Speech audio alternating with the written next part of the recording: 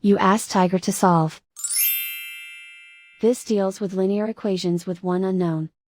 The final result is x equals 20. Let's solve it step by step. Group all constants on the right side of the equation.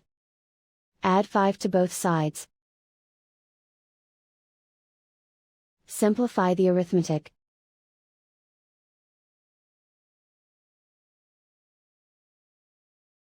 Isolate the x.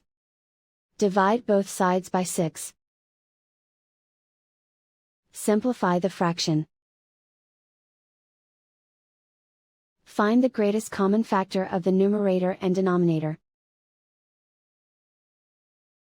Factor out and cancel the greatest common factor. And so the final result is x equals 20.